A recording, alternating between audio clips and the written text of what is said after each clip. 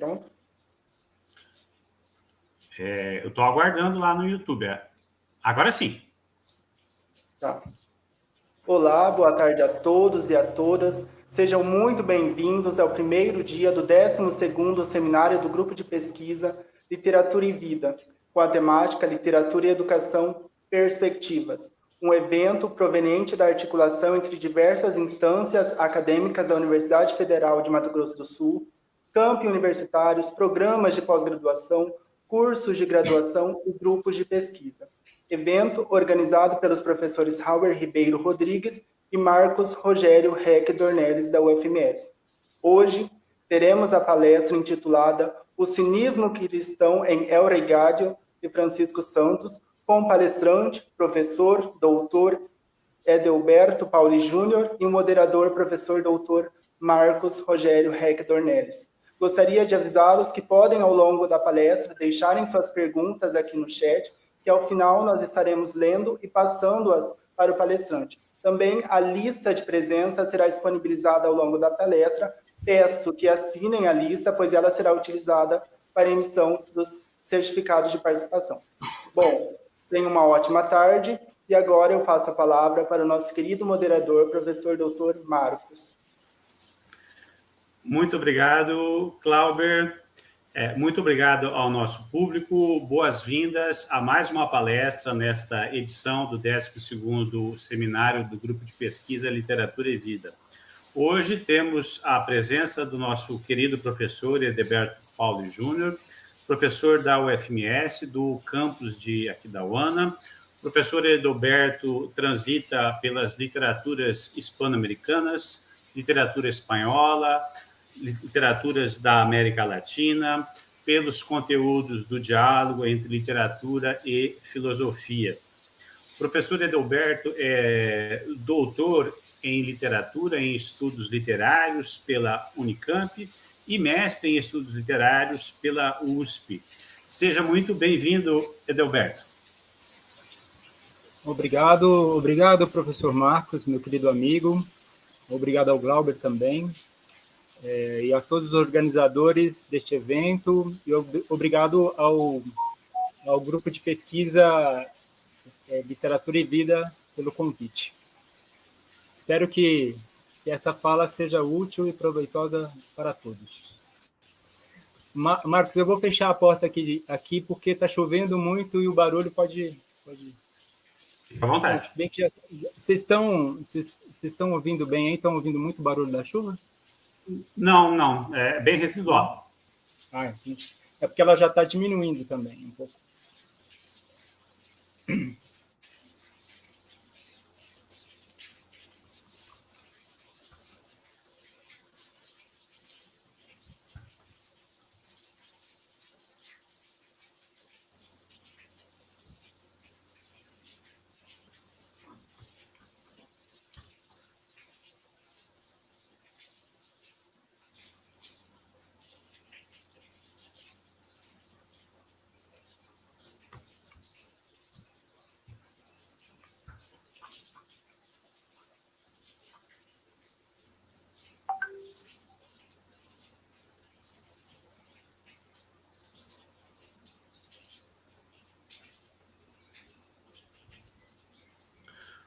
Edelberto, fique à vontade. Já pode? Pode começar. O PowerPoint já está, Marcos? Vou colocar ele em destaque. Legal. Primeiramente, boa tarde a todos. Eu fiz uma apresentação um pouco esquematizada através do PowerPoint. Espero que não cansem vocês. Bom, o tema da minha fala é o cinismo cristão em El Regádio, de Francisco Santos.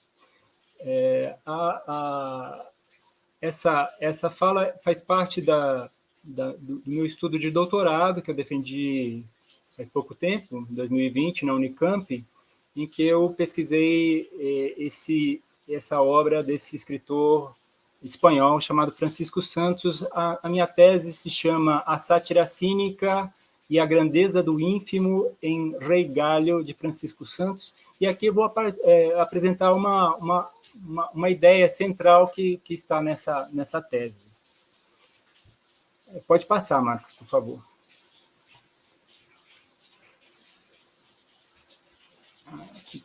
Acho que eu que tenho que passar. É com você, Adalberto, você que desloca as telas. Tá legal. Então, o resumo do trabalho é,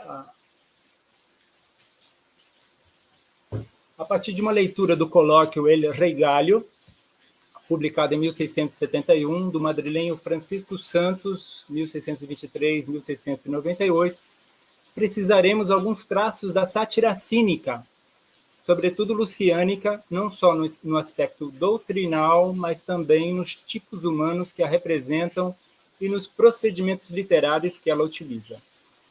Eu uso o termo sátira cínica aqui, mas o mais comum é sátira menipéia. Né? Vocês já devem ter ouvido esse termo, mas eles são praticamente sinônimos, porque Menipo era um discípulo de um cínico famoso chamado Diógenes de Sinope.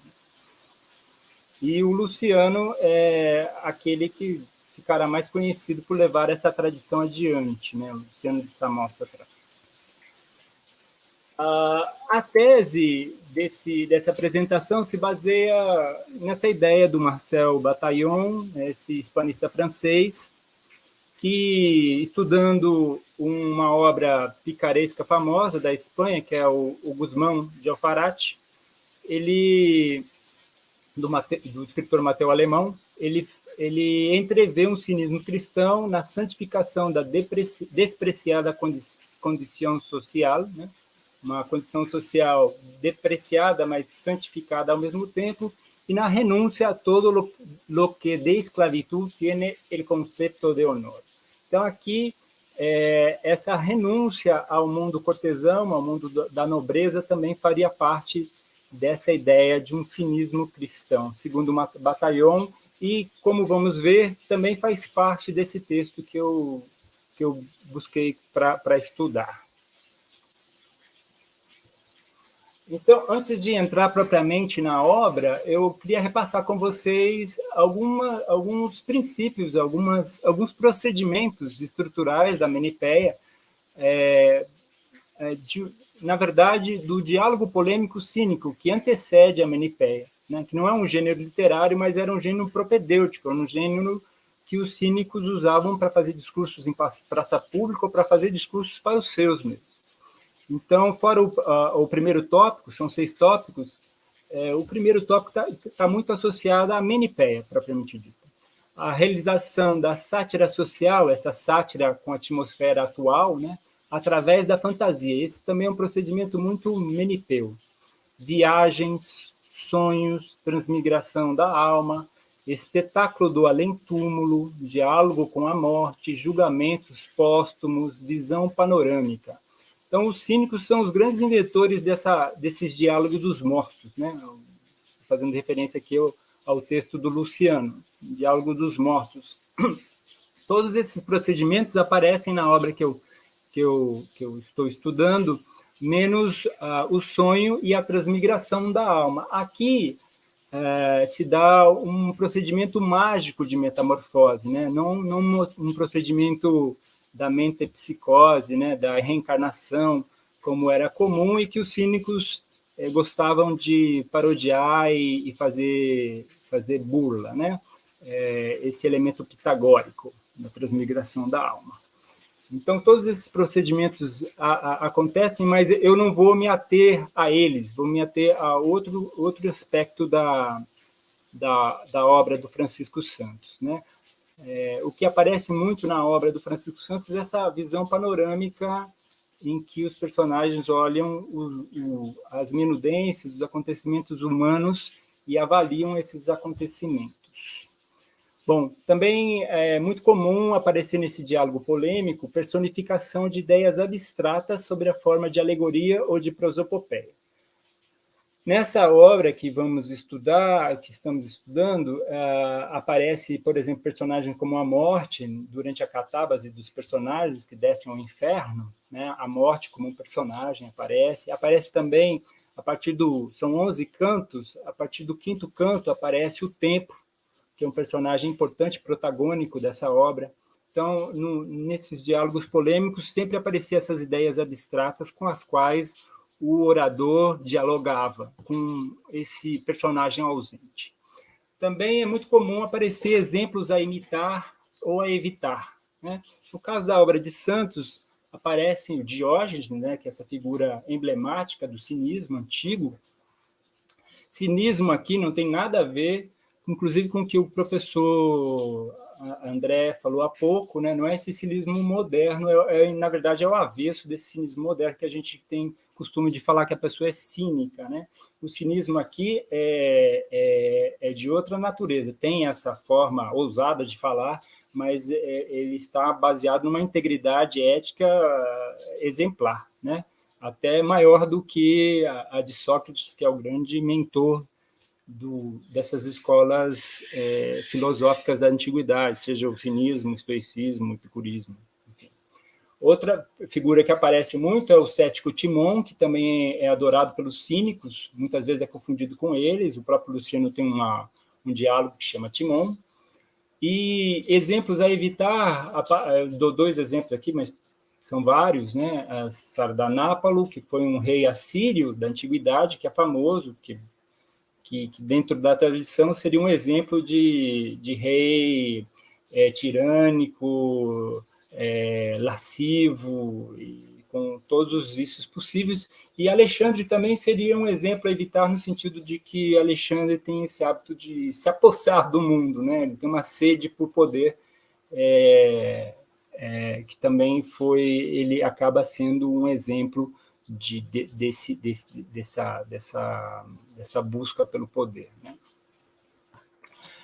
Entre outros elementos, a gente poderia citar a paródia, que talvez seja o procedimento mais usado pelos cínicos, né? Os cínicos, eles parodiavam o que a sociedade leva a sério, né? A riqueza, poder, honra, beleza, esses eram os temas da paródia, para reivindicar a seriedade daquilo que não se valoriza como sério, né? A pobreza, a simplicidade e o esforço, né? Então, aqui a gente vê sempre no cinismo, tem esse mundo que é botado do avesso, né, ao revés, né?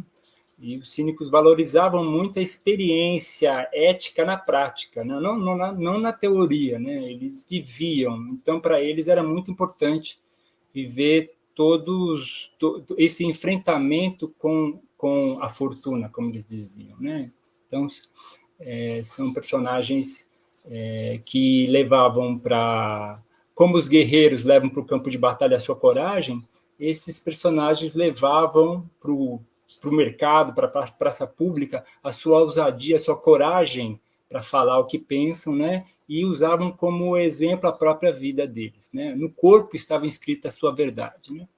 Então, essa ascese cínica vai ser muito importante para o cristianismo, inclusive nos cínicos e nos estoicos e também nos epicuristas que os cristãos se baseiam, né? Bom, também tem o estilo jocossério, que também é outro procedimento muito, muito citado, esse humor paradoxal. Então, a gente encontra muitas exposições patéticas, né, em que se bula de defeitos morais do que é considerado sério. Normas, crenças, mitos, a própria filosofia é um prato cheio para os cínicos, e também dos vícios, né, vaidade, soberba, arrogância, enfim.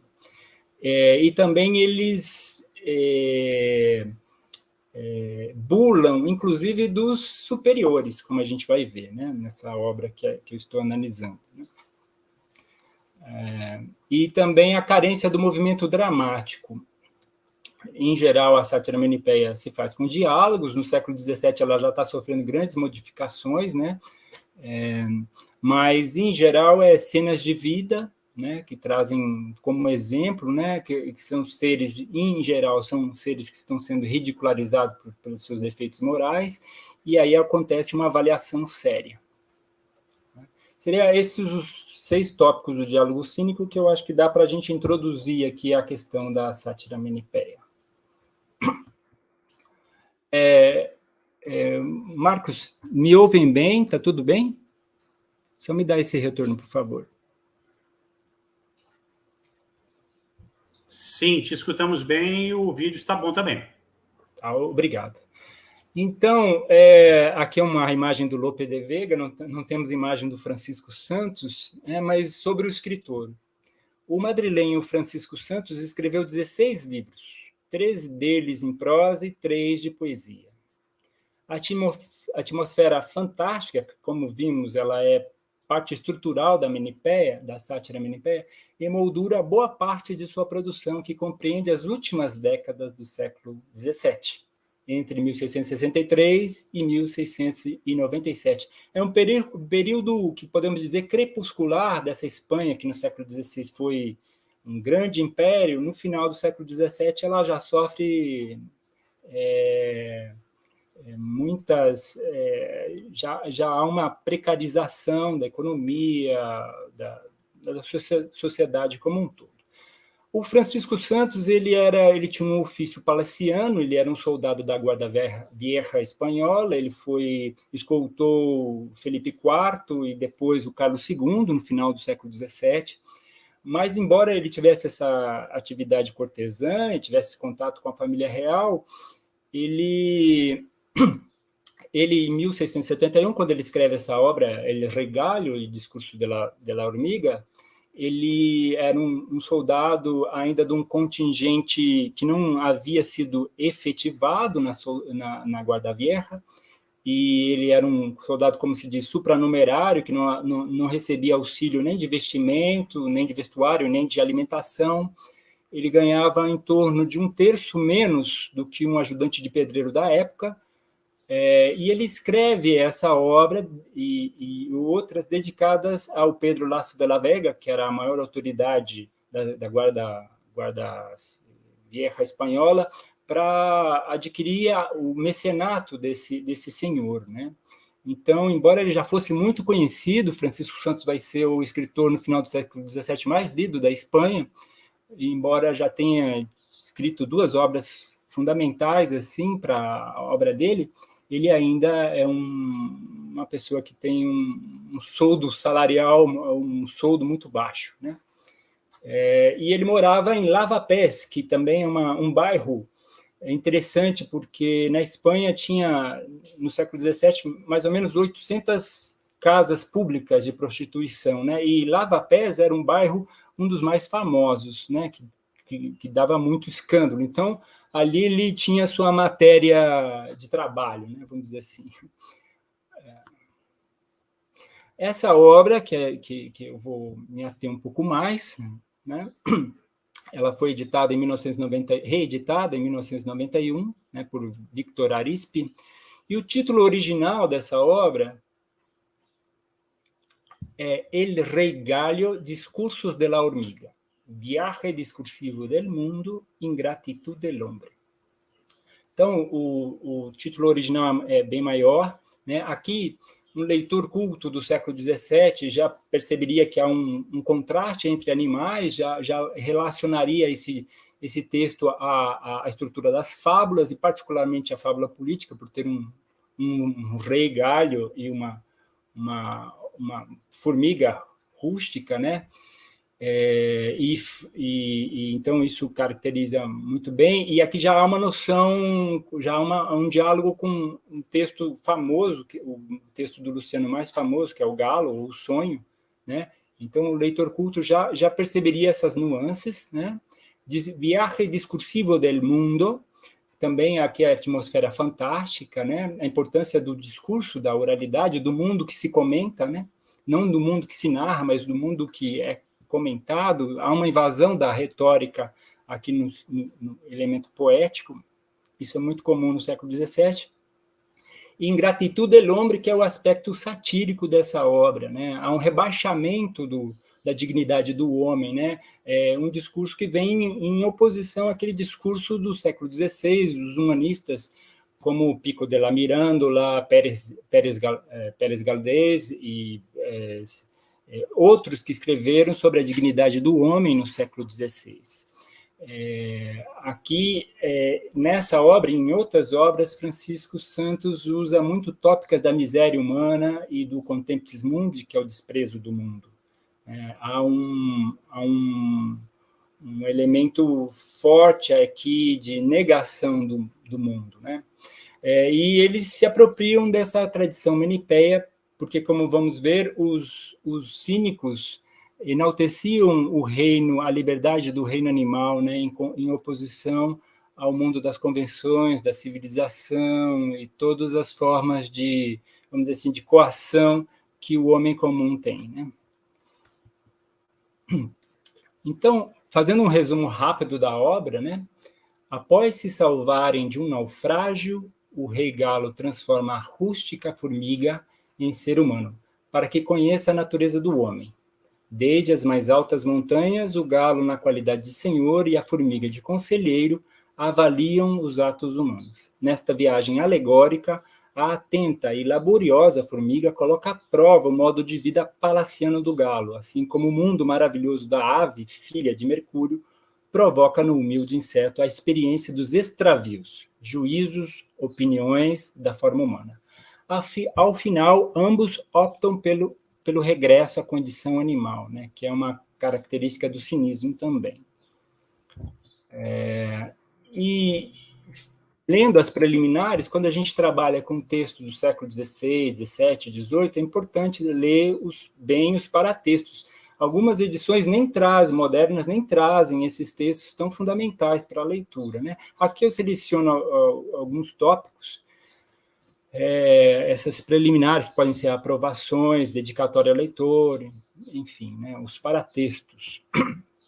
Frei Juan de Estrada. E pode muito bem excusar, evitar, já de dar voces, el gallo que escreveu Luciano. Aqui a gente já percebe que o Juan de Estrada já está se referindo ao caráter emulativo dessa obra com Luciano, o diálogo que ela tem com Luciano, né? Enaltecendo a obra dos santos. Já aparece aqui também essa questão dos animais, a vida dos animais, se preferirem a vida dos animais, mas eles ser sabandijas, qualquer verme, né, que ser criaturas racionais, né?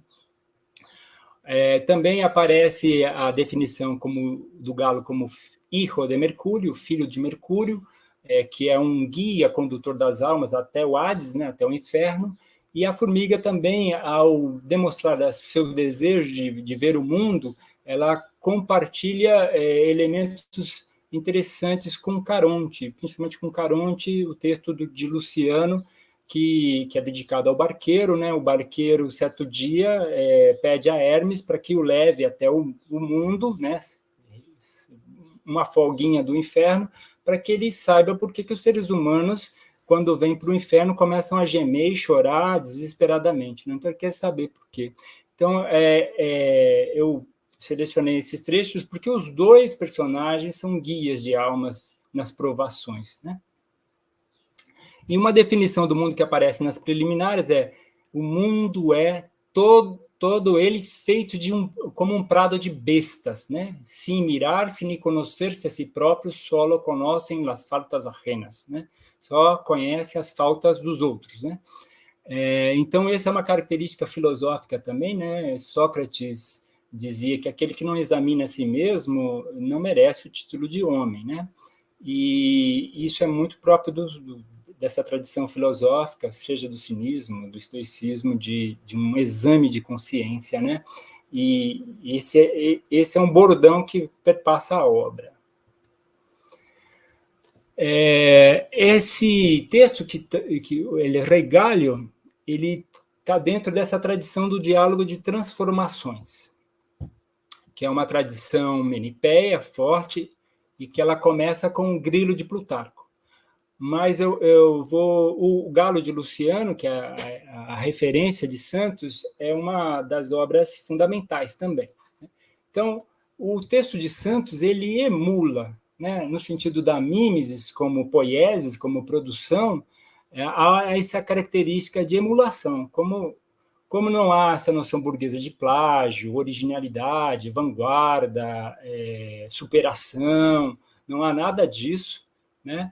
Há o conceito de emular, que os escritores dessa época são uma espécie de bricolé, né? Eles condensam um arquivo social, né? e fazem combinações e dialogam com os mestres de cada gênero. No caso aqui, Santos está dialogando com o mestre Luciano, né? Luciano é o escritor mais lido, mais importante do século XVI europeu, né? Ele vai ser muito traduzido por Erasmo de Roterdã, que é apelidado como o Luciano europeu, então ele tem ele e Plutarco são os dois escritores mais importantes, né? Mas voltando aqui, então no texto de Luciano do Galo, eu faço um resumo da obra do Galo de Luciano.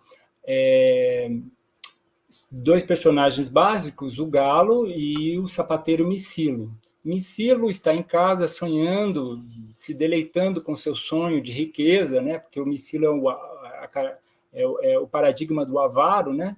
Do avarento.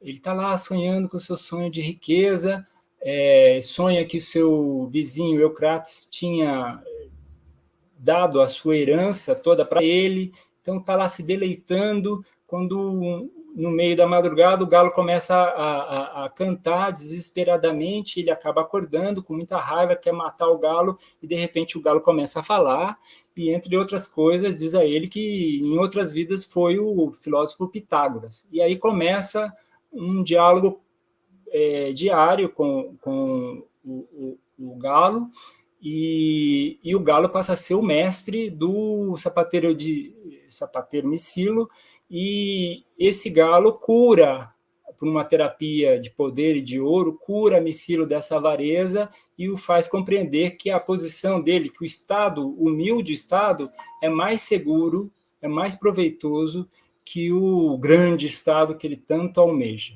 né? Só que aqui nessa obra do Santos, ele inverte essa tradição, colocando o galo como discípulo, o rei como discípulo e o mestre como a rústica formiga. Então, há uma emulação dessa estrutura.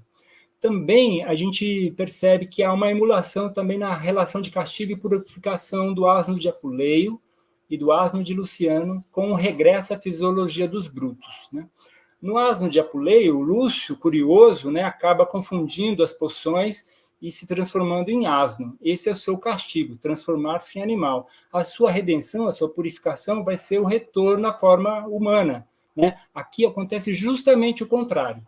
O castigo é transformar-se em humano, e a purificação, a redenção, vem com o regresso à filosofia, à fisiologia dos animais, dos brutos. Essas duas obras têm um diálogo muito intenso com outra obra, que é uma obra de Plutarco, que chama-se O Grilo. Conto aqui rapidamente o Grilo. Na passagem da Odisseia, da ilha de Circe, onde Ulisses está aprisionado, vamos dizer assim, essa obra do Plutarco é uma sátira menipéia, pega essa passagem para criar um diálogo entre Ulisses e um animal, no caso o porco, o grilo.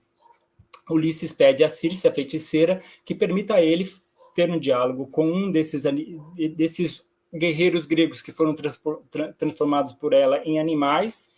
A Circe é condescendente com esse pedido, e ele começa a estabelecer um diálogo com um porco. E, para sua decepção, embora tenha sido grego, ele recusa peremptoriamente a voltar à forma animal e prefere continuar sendo um porco, né? E o Plutarco, nessa obra, está muito interessado com a forma como de uma inteligência dos animais, né?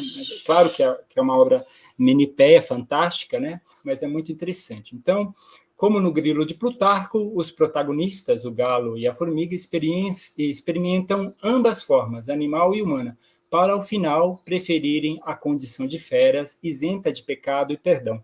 Aqui, no caso, isenta de pecado e perdão se refere ao galo e à formiga, né? Que quando eles estão no Hades, a formiga diz assim: não quero ser humano para não sofrer este julgamento, esses castigos todos que há aqui no inferno. Então, é muito interessante que essa atitude menipéia, ímpia, né, totalmente destoa totalmente da ideia do homem como imagem e semelhança do divino, né? Destoa também da confiança no julgamento divino e tal. Então, essas ideias cínicas perpassam essa obra e é muito interessante perceber que essa tradição meio que feria um pouco a tradição do século XVI nessa noção da dignidade do homem.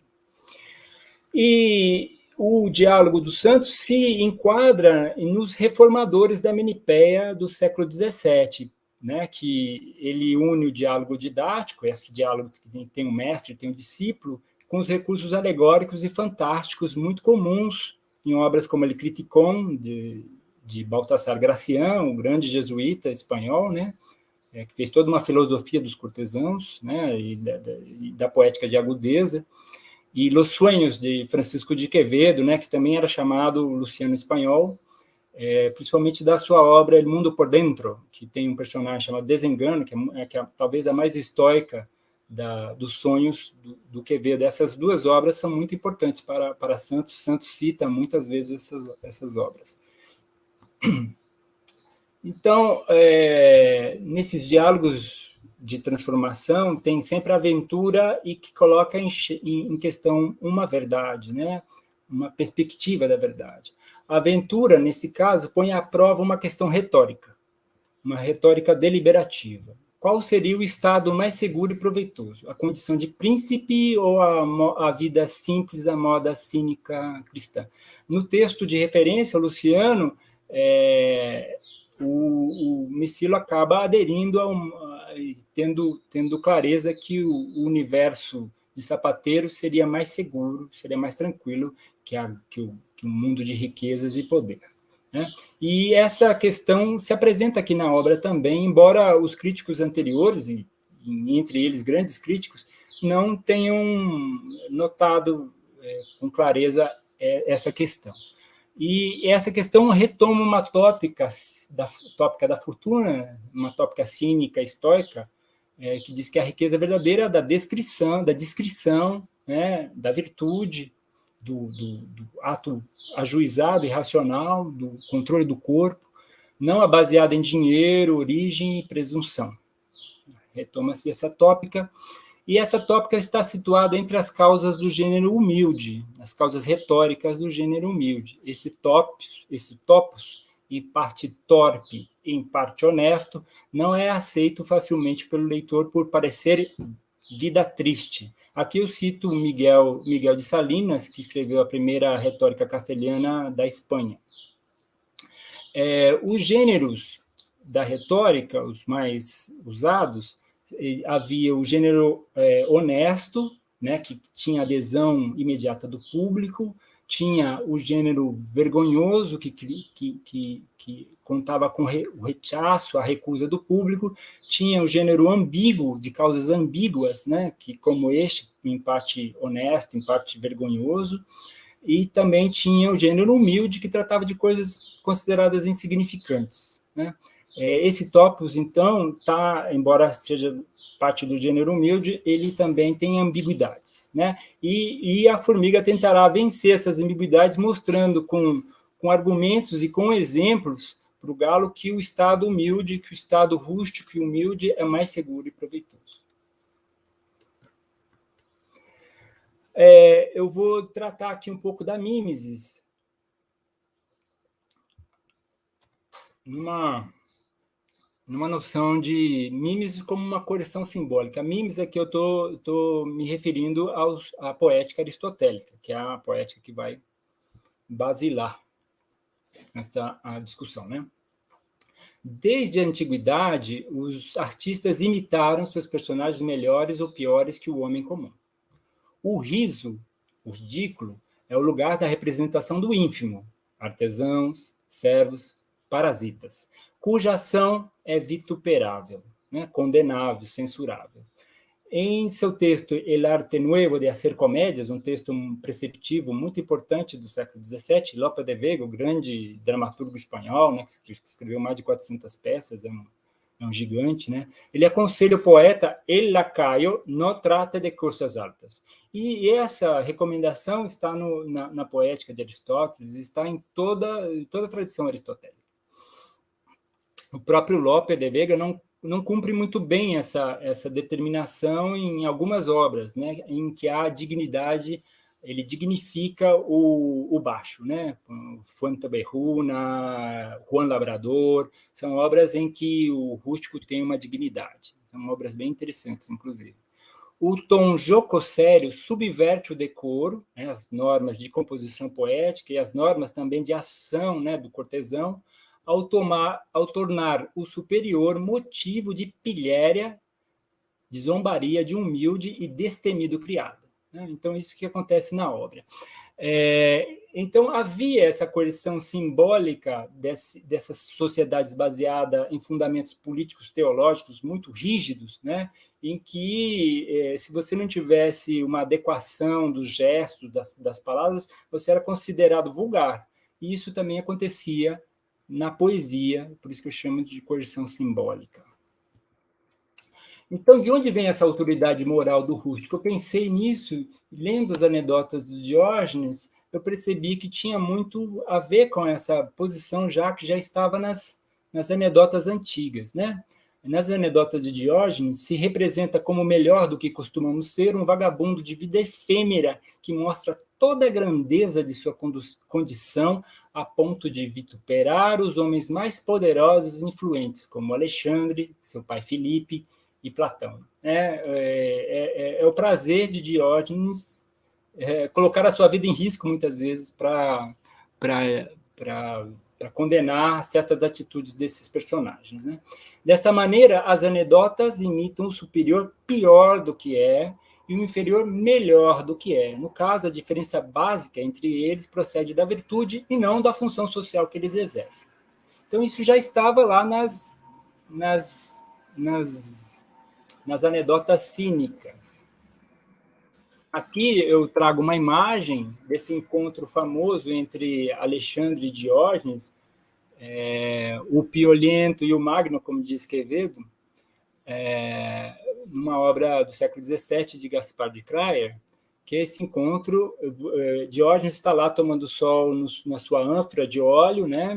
Vivia na cidade de Sinop, e vivia na rua e se protegia nessa ânfora, e Alexandre Magno, passando por ali, resolveu visitá-lo e chegar para ele com seu séquito, pergunta: filósofo, peças o que tu quiseres, que eu te darei. Né? O Diógenes olha para ele, ainda bem que não é a polícia, né? Só olha para ele e fala assim: poderia dar licença, você está tapando o sol, né? Nessa anedota há esse contraponto entre o mundo da natureza, né? Aquilo que o Diógenes pede é justamente aquilo que o Alexandre não pode dar a ele, né? O sol, né?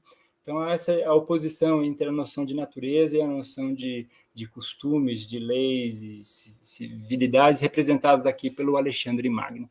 Eu acredito que a obra do Francisco Santos, de alguma forma, amplifica essa anedota. Nem invejado, nem invejoso. Né? Essa é uma característica do cínico. Né? Ninguém o inveja e ele tampouco inveja as pessoas.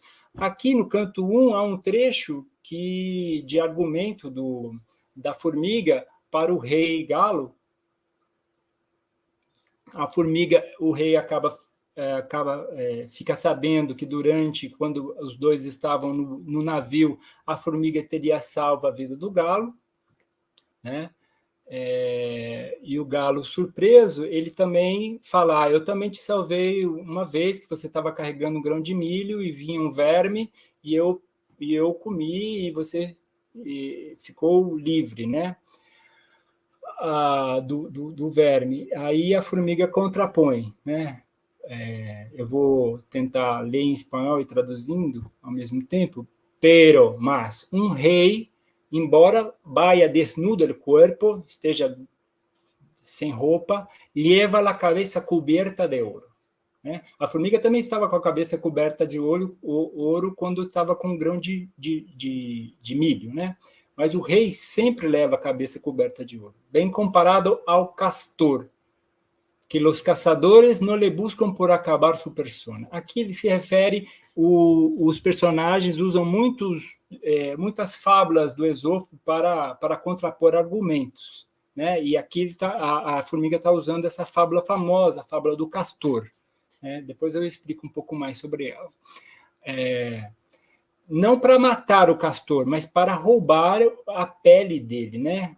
O corpo hermoso que ostenta. Pero talvez, se ele, o castor, atento, né?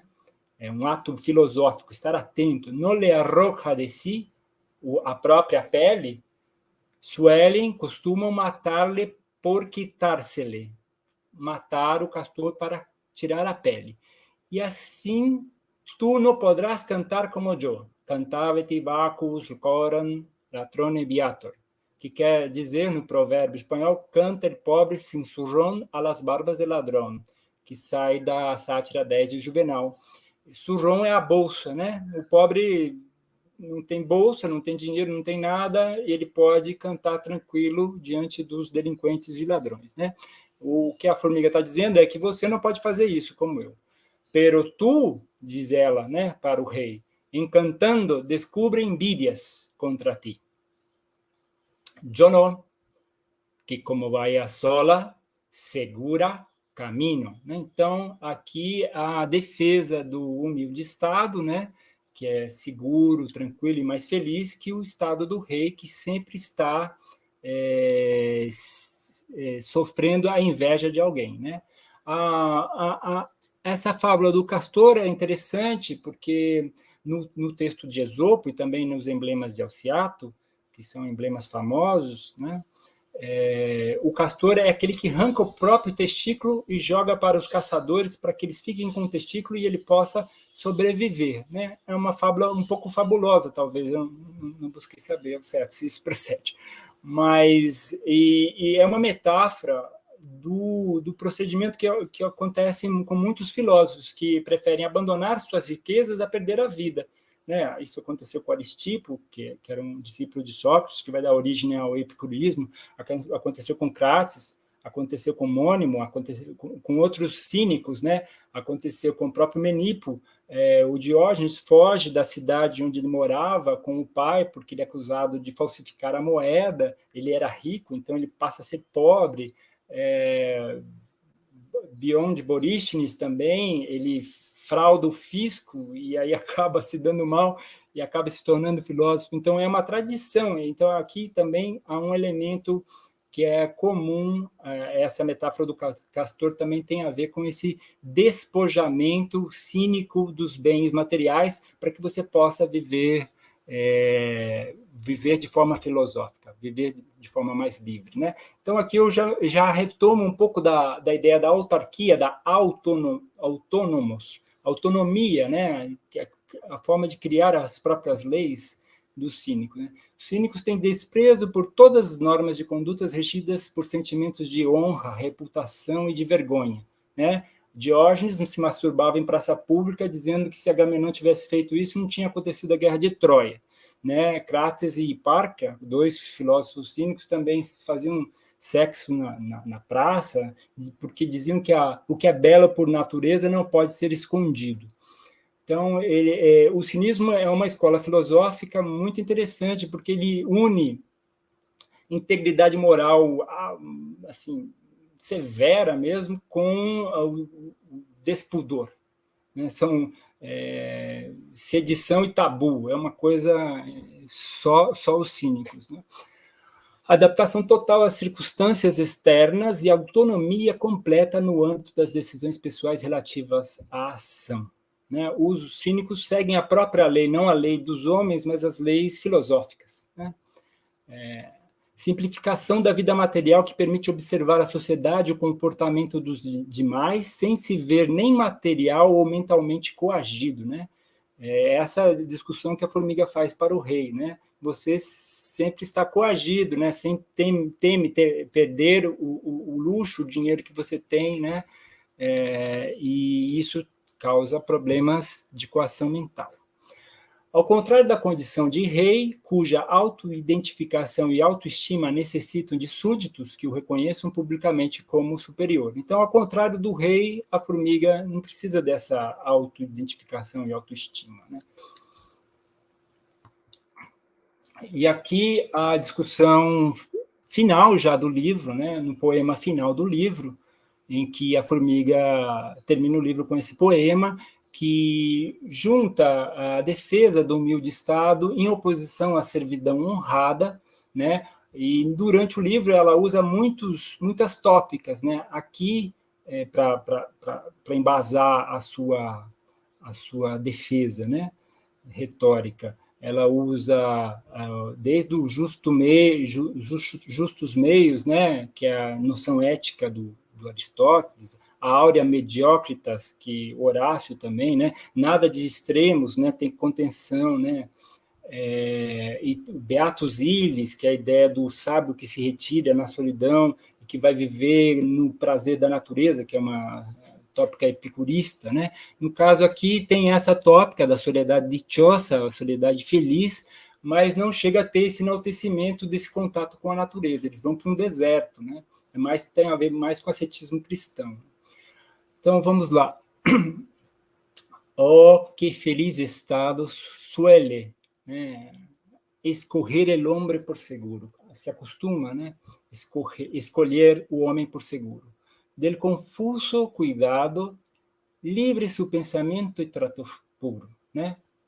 Está livre desse confuso cuidado, né? Em soledad feliz, dichosa, foge la gente vana y maliciosa. Qué vida tan amada es la que con tranquilidad, quietud se corresponde. No servidumbre honrada, esclava en los palacios siempre, donde es un vivir penoso, rogar, fingir, temer e estar quejoso, estar sempre se queixando, né? Essa, então, ele retoma aqui também, nessa crítica à servidão honrada, as ideias que estão, por exemplo, no Emblema 86, sobre os cortesãos, do Alciato, que é um livro basilar, né, de emblemas, né, que compilavam todo um paradigma moral, juntando imagens e textos, né? Aqui a gente vê o cortesão aprisionado, né? Que é essa ideia, por exemplo, da vida em busca da reputação, da honra, e que para a formiga esse tipo de vida é uma vida perigosa e uma vida de escravos, né? Como dizia o Quevedo, né? A gente sempre tem que sentir, como é que ele dizia? Sentir o que diz e não dizer o que sente, né? Entre o coração e a língua não há correspondência, é uma disjunção nessa sociedade, por isso o elemento da dissimulação, né, muito forte. E também nesse texto há uma defesa que é muito interessante, porque no século XVII e até avançado o século XVIII, os nobres vão ser proibidos por lei de trabalhar, né? No século XVIII, só que eles vão poder ter atividades burguesas, né? O trabalho manual é extremamente desvalorizado, embora os humanistas, Erasmo, Vives, grandes humanistas tivessem recomendado o trabalho manual como uma forma de evitar o número de pobres, né? Os problemas derivados da pobreza, né? Mas na Espanha isso vai caminhar muito lentamente. E nessa tradição menipéia, não só da obra de Santos, mas todos aqueles que também dialogam com o Galo de Luciano, né? Como El Crótalon de Villallón, El Diálogo de las Transformaciones de Pitágoras, né? Que são as duas obras que eu uso para dialogar com o texto de Santos, basicamente. Eles também fazem esse enaltecimento do trabalho, né? Então, o Santos fazia a defesa de uma herança de ofício, né? Que os pais pudessem repassar o que tivesse seu ofício para os seus filhos, né? Por conta dessa busca de nobreza, o pai se enriquecia com a sua atividade manual e não queria que o filho prosseguisse, então era um problema social, né? O Santos muitas vezes se refere a isso. E também tinha aqueles que começavam a ganhar muito dinheiro e se esqueciam da origem, né? Como trabalhadores manuais, né? Então ele faz uma crítica muito severa a esse tipo de falsa nobreza, né? A defesa não se não se defende uma revolução, né? Se defende uma reforma, são reformistas, né? Vem da ideia de reforma do Erasmo no século XVI, né? Apesar de o rei se esvaziar do seu poder, aqui eu acredito que também há um elemento teológico, né? Que, por exemplo, há uma kenosis, né? Esse fenômeno que Cristo baixa à terra para viver como um ser humano entre os homens, né? O rei aqui também se esvazia do seu poder. Mas, apesar disso, isso é muito interessante porque Erasmo, no seu adágio Silenos de Alcibíade, ele também compara Cristo e os monges cristãos, os principais monges cristãos, aos cínicos e aos históricos, a Sócrates, a Diógenes, a Epíteto e outros. Então, é interessante. Apesar de o rei se esvaziar do seu poder, o texto não deixa de evocar a divisa das fábulas, a máxima das fábulas, em seu estado cada um. Né? Nas fábulas, aqueles animais que querem sair da sua própria condição, querem ser como outros animais, acabam sendo castigados. Né? Aqui também essa divisa serve para a manutenção da hierarquia estamental, né? O que não impede a formiga de dar lições para o rei, para que ele aprenda a viver em um mundo enganoso, né? Cheio de dissimulações, ironias, enganos, né? Valorizando mais a nobreza da alma do que a de sangue. Né? Essa é também uma questão que estava presente lá em Erasmo, estava presente em todos os humanistas. Né? O inseto também questiona a separação entre a virtude, que é unida ao belo, incorporada ao estamento nobiliário, e a utilidade. Né? A formiga, em alguns momentos, fala para o rei, né? Poxa, como pode ser belo e virtuoso aqueles como os religiosos e os nobres que não trabalham, né? Ou que não têm... Né? E aqueles que trabalham não são considerados virtuosos e belos. Então, a formiga faz esse questionamento, que eu acho um questionamento muito pertinente para a época. E a conclusão, uma conclusão simples, a viagem, a transformação em humanos, o processo de conversão do galo e o retorno à forma animal dão unidade ao diálogo. Né? Vários críticos, inclusive grandes críticos do século XVI, do diálogo do século XVI, como Jesus Gomes, viu nesse diálogo a fragmentação, mas ele não percebeu a unidade que a transformação em humanos, por exemplo, e a volta à forma animal, ao meu ver, cria uma unidade a essa obra. Né? Também há a elevação do baixo sem rebaixá-lo, como acontecia na comédia e na picaresca. É muito comum na comédia e na picaresca o riso ser pertinente só àqueles considerados seres vulgares. Né? Então, o baixo é sempre rebaixado. Aqui nessa obra, não. Em outras obras do Santos também não. Então, eu também acho interessante esse aspecto. A rústica formiga, né, essa formiga atópica, a formiga que vem de um lugar, né, não esperado, modifica os juízos de valor, maneira de pensar e de ser do rei com sua terapia de poder e de ouro, repetindo a técnica do Luciano, só que invertendo os papéis. A relação entre o galo e a formiga expõe a crise do processo formativo do cortesão no século XVII, condicionado pelos enganos da comunicação humana em um ambiente de competição pelo favor, pelo prestígio do rei. Assim eu termino, e aqui é a bibliografia que eu usei.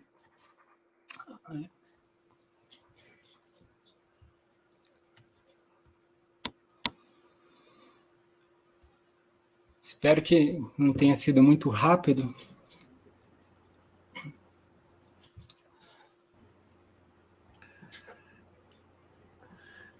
Edilberto, me escuta?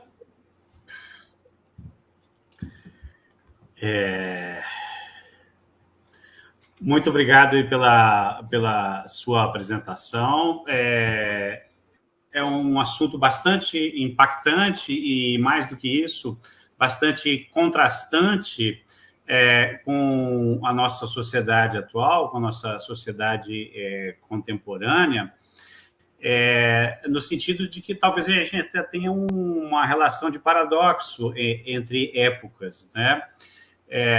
dá-se para nós a impressão de que eles faziam um jogo em que a simulação ela era não só real, mas uma base da convivência, da sociabilidade, da vivência, né? Como um jogo de disfarces, né?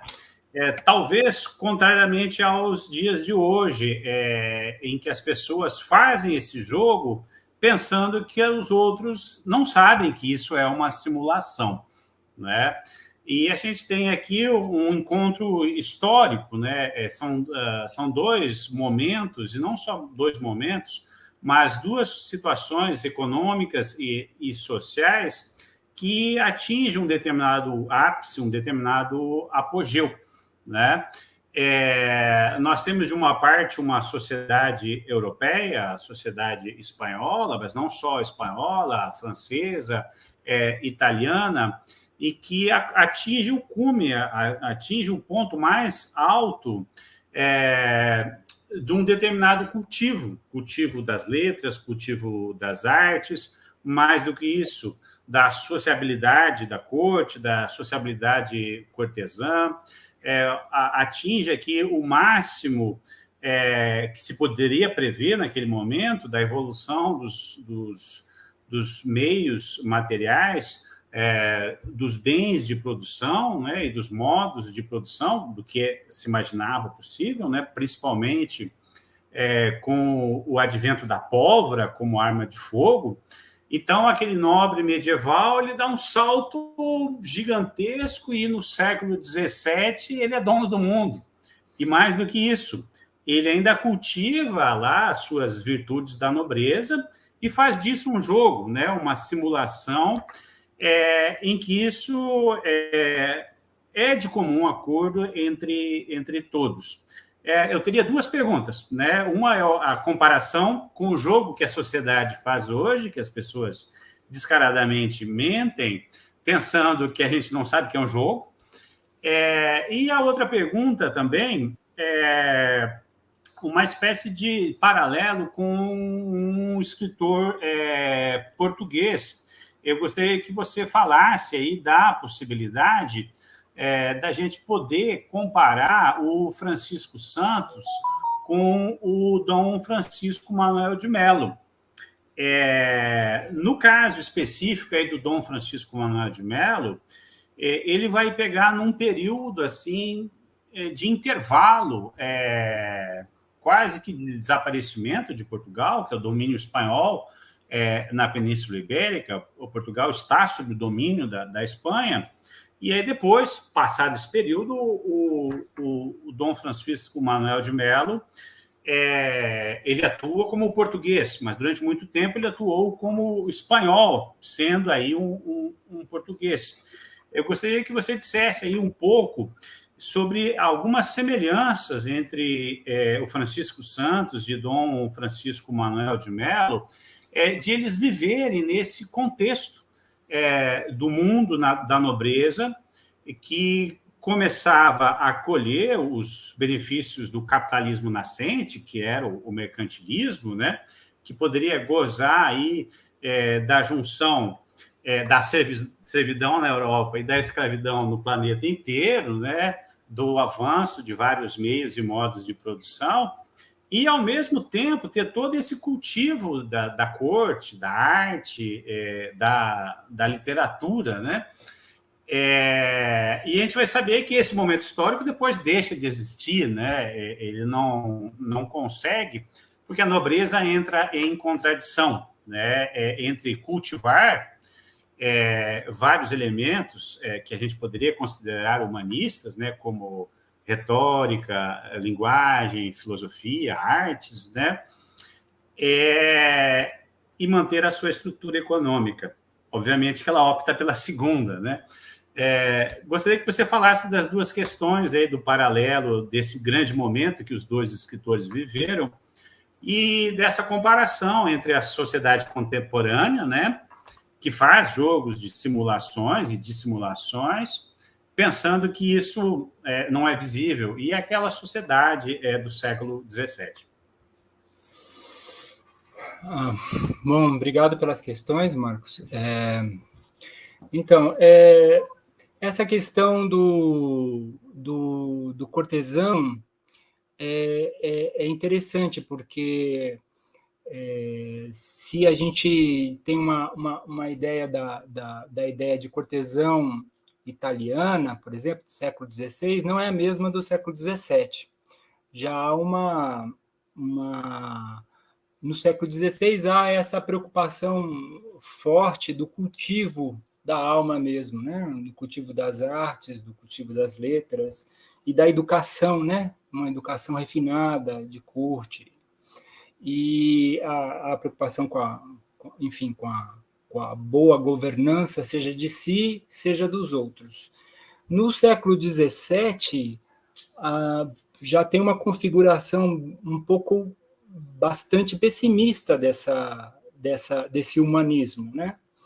E isso se reflete nessa obra, por exemplo, como a gente viu, que embora pessoas como Baltasar Gracián, que apostam muito na comunicação, como Dom Francisco Manuel de Mello, como você bem lembrou, apostam muito na comunicação, na criação de diálogos, né?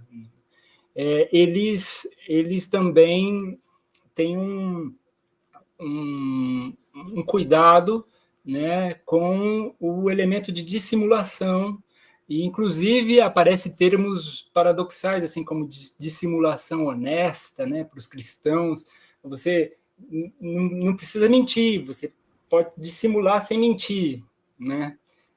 Você não precisa dizer a verdade, você pode dissimular. Então é bem rico essa questão, e como eu falei, né, eu acho que esse é o drama da política, de uma forma geral, né? Esse é o drama da política. Hoje, esse nosso romantismo, nosso idealismo romântico, e até o nosso positivismo também, do século XIX, né, entende o discurso como algo natural, como algo espontâneo, como algo que as pessoas podem ser verdadeiras, né, quando a gente sabe que a própria linguagem cria suas travas e a própria cultura também, né? Haveria um discurso sem artifícios, né? Um discurso que não é retórico, mesmo quando a gente fala conosco mesmo, a gente quer nos convencer, né? A gente usa argumentos para nos convencer, né? Então, essa ideia de sinceridade plena, né, é uma ideia perigosa, tá? Então, por isso que essa sociedade entendeu muito bem que a retórica era uma coisa, e até hoje se fala como a retórica como uma coisa de gente que é sofista, né? E também falam dos sofistas naquela pegada mais platônica, né? Que não tem muito a ver com os sofistas mesmos, né? Então, apesar disso, dessa falsa espontaneidade, né, do nosso mundo, que vem do romantismo e tal, eu acho que está cada vez mais presente hoje na nossa sociedade, pela importância que os meios digitais têm tomado no debate público, que até um meme, uma imagem, um discurso, ele tem a sua retoricidade, né? Ele tem sua intenção, né? Nada é feito sem intenção, né? Sempre quando a gente fala na intenção de. Então, eu acho que cada vez mais a gente vai desmitificando essa tradição romântica e percebendo que a linguagem é uma construção, né? E esse pessoal, até o século XVIII, tinha isso muito claro, mas era muito, muito claro, né? Que o ato discursivo era um ato pensado, né, para produzir determinados efeitos. Eu acho que isso é muito mais moderno do que a ideia que a gente tem hoje de comunicação, né? Eu acho que a retórica, embora ela tenha se reduzido ali uma retórica do inconsciente, com Lacan, com Freud, né, ou mesmo com as figuras de linguagem, com Jacobson, há uma redução, mas ela está presente, né? está presente na semiologia, está presente no Jacobs, está presente no Lacan, no Freud, e ela está presente cada vez mais nesse nosso universo que exige que haja uma educação das pessoas para terem acesso à informação, a uma imagem, a uma leitura de uma imagem, uma leitura de um texto. Perceber o jogo que está por trás. Essa a gente tinha muito presente isso. Sobre esses dois escritores, né, o Francisco Santos é um escritor que é um escritor que a gente pode dizer, por exemplo, que ele é um escritor menor, ele é um escritor que teve uma grande... Foi muito lido por todo tipo de gente, pelos depoimentos que a gente tem do século XVIII, foi um dos escritores mais editados da história do século XVII, né? Foi reeditado muitas vezes. Então, ele teve uma penetração.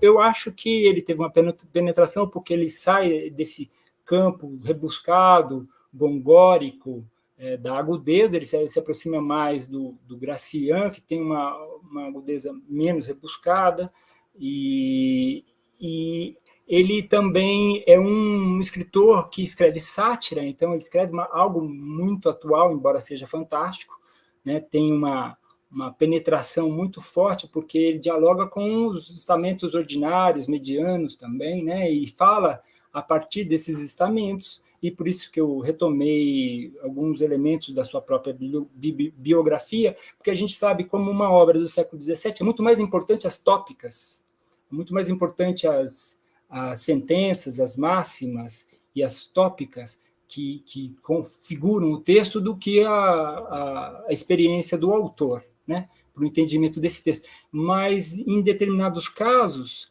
a gente pode também ter como referência a biografia, e no caso do Santos, a extrema pobreza, ao mesmo tempo o talento. O Francisco Santos é quase um autodidata, né, porque ele provavelmente não teve cursos universitários, né?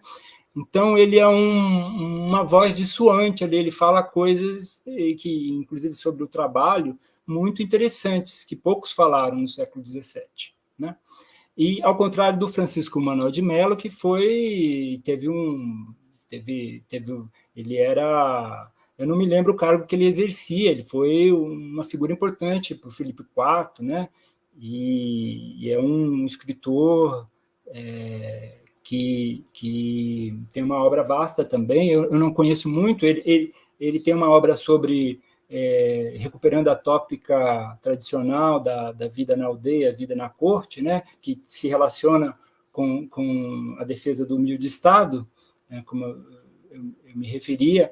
Ele tem obras interessantíssimas, mas eu acho que ele também escreve sátira, mas infelizmente eu não conheço a sátira do Manuel de Mello. E eu acho que pode ter muitos pontos em comum, mas são escritores que eu acho que estão em situações diferentes.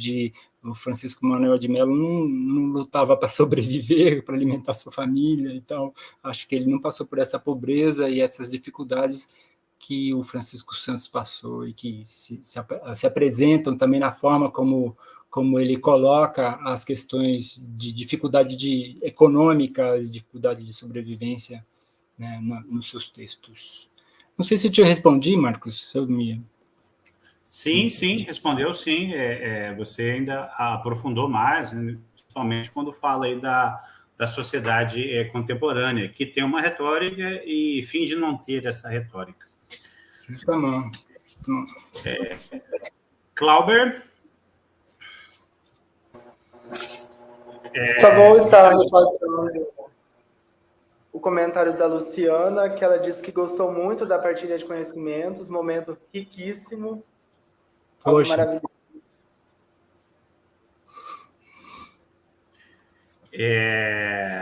Bom, como no momento não temos pergunta, eu vou fazer mais um comentário também, aproveitar aqui o que a Luciana Marques coloca, né? A gente pode aqui fazer uma pequena ligação, né? O deus Mercúrio, ele faz parte aí do universo da criação literária aí dentro do texto, né? E a origem do deus Mercúrio é uma origem grega, lá do deus Hermes, né? E o deus Hermes é um deus bastante ambíguo, né? Ele era o mensageiro dos deuses.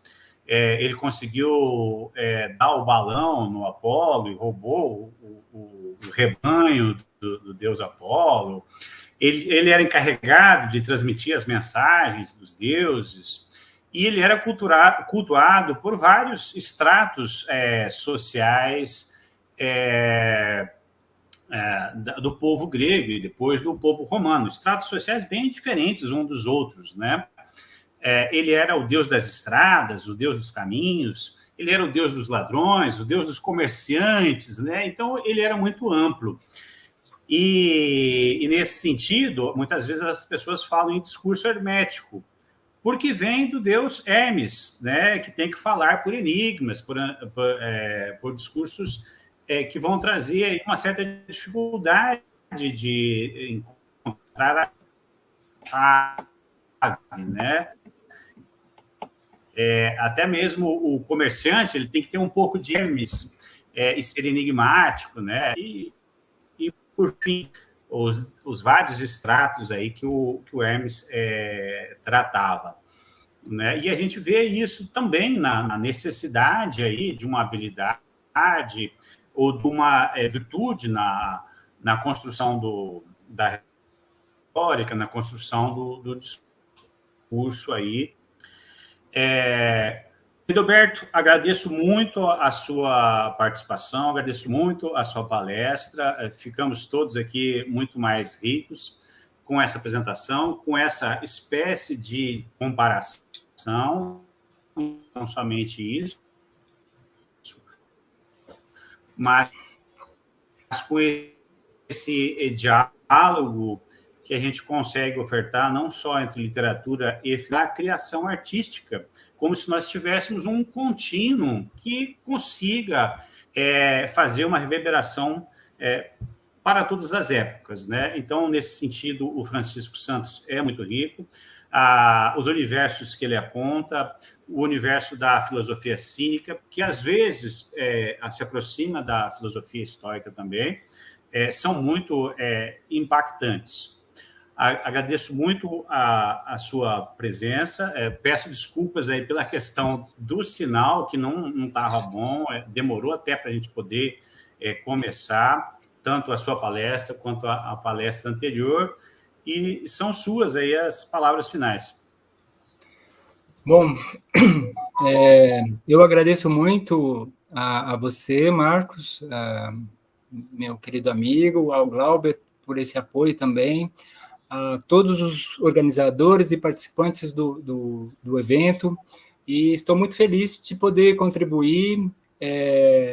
Bom, enfim, eu acho que tentei fazer uma pincelada, né, do que eu trabalhei, tanto no nível filosófico, como retórico, como poético também.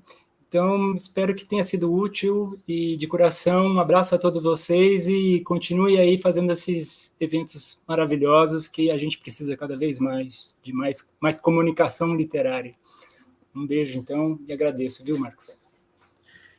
Agradeço, Edelberto, agradeço, Clauber, e vamos finalizar a apresentação do Edelberto aqui, fazendo uma homenagem ao universo espanhol, ao universo do século XVII. Eu tomo a liberdade aqui de ler um poema, um soneto do escritor Lope de Vega. Esto es amor. Desmaiar-se, atrever-se, estar furioso, áspero, tierno, liberal, esquivo. Alentado, mortal, defunto, vivo. Leal, traidor, cobarde y animoso. No hallar fuera del bien centro y reposo. Mostrarse alegre, triste, humilde, altivo. Enojado, valiente, fugitivo. Satisfecho, ofendido, receloso. Huir el rostro al claro desengaño. Beber veneno por licor suave. Olvidar el provecho. Amar el daño. creer que un cielo en un infierno cabe, dar la vida y el alma a un desengaño. Esto es amor. Quien lo probó, lo sabe. Muito bem. Grande Lope de Vega. Um grande beijo, um grande abraço para vocês. Obrigado. Um abraço para vocês.